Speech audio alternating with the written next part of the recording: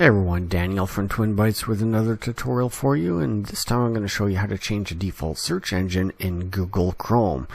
If you're searching Google Chrome and it's defaulting to a search engine that you don't want, for example, mine's defaulting to Google Chrome and doing a search. Maybe you'll want to change it to Yahoo, Bing, or something else. I'm going to show you exactly how to do that. So up in the top right corner you got the little three dots there, and scroll down to click on settings. Over on the left side you'll see search engine, and then here's where it gives you a list of the search engines to be used in the address bar. So if it already exists in this drop down menu, you can simply select it here, and that's it. When you go into the search, you can see even before doing a search it takes you straight to that page.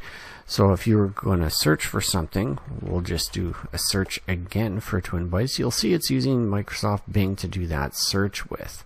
If we want to add something that's not in this drop down menu, then you can click down here to manage search engines and site search. If we scroll down a bit, you'll see here that there's a list of what was already in that drop down menu, and if we go down just a little bit more, there's a site search. So we can go into add, and I will type in ask.com. It doesn't matter if you put the .com in there or not. These are just the display name, the shortcut that you're going to use. It doesn't even have to be ask, it can just be a.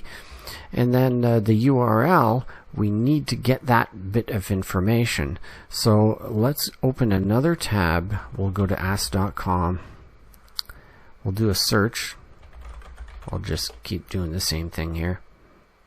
And then what we want is this bit of information that's up here, up to the equal sign. So we're going to highlight all that. Whoops, I got the T on there. There we go. Okay, everything up to, it's got the ask.com. So whatever website it is, .com, .ca, whatever it is, slash, and then there's some information here that may vary. Then there's an equal sign before your query information. So this is the part we need. We'll copy that, and then I'll just close out of here, and we want to paste that in here. Now it reminds you right here is the URL with the %s in place of the actual query. So I'll put in the %s. So instead of the actual query, that's going to prompt us for the query. And then I'll hit add. So now that is here as another option for us to use. So if I open up another tab, it's defaulting to Google, so you can see their logo there. But if I type in A, you can see that it's going to ask.com. Then I'll put a space. Now it says it's going to be searching ask.com. So whatever I type in after that is the search query that it puts in after the equal sign, and here we go. We're now searching on ask. Let's go back here. So what if we want to make that the default in this drop down list without having to type in the A every time? Over to the right of it, there's the three dots, make default. Now it shows up here and it says default.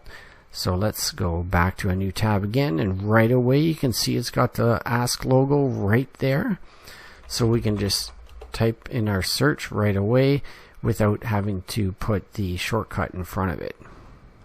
So this is available in the drop down menu now. If we were to go back over here, you'll see that ask.com is there along with Google. So once you switch it back, it disappears. If we go back into this menu here again, you'll see it's down here, but it's just as easy to go here, select make default, and it's your default again. So that's how you can very easily add new sites and manage them here. And if there's anything in here that you don't want, you can click in here and delete it as well. And that's it for this tutorial, and if you did find it helpful, please do give it a thumbs up, consider subscribing, even better, give it a super thanks, and thanks for watching. We'll see you in the next one. Bye for now.